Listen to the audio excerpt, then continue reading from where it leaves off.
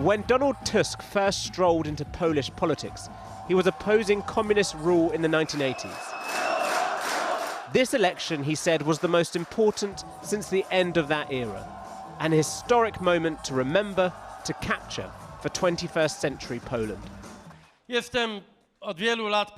I've been a politician for many years. I'm an athlete. Never in my life have I been so happy about taking seemingly second place. Poland won. Democracy has won.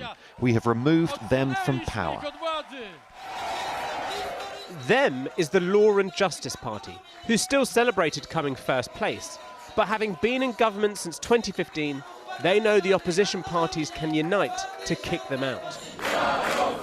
Their leader, Jarosław Kaczynski, was once part of the same anti-communist movement as his rival Tusk. But they've drifted. No more solidarity, just solidified divisions. We must have hope and know that, regardless of whether we're in power or not, we will implement this project and not allow Poland to be betrayed. That right-wing project has for years enraged liberal citizens and rankled the European Union. In 2017, thousands marched against judicial reforms seen as a threat to democracy. Many protested the near-total ban on abortion imposed 2 years ago. And over the years, pride parades were a chance to stand up against the government's anti-LGBTQ rhetoric. And in the final weeks of the campaign, Law and Justice accused Tusk of being in bed with Berlin and Brussels.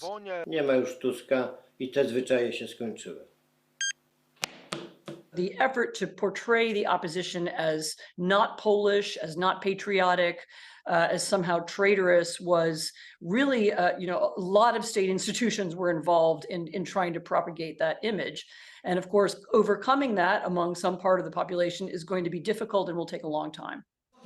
The coalition led by the former president of the EU Council was all about reaching for the stars of the Union, unafraid to tie Polish identity and patriotism with a Western outlook.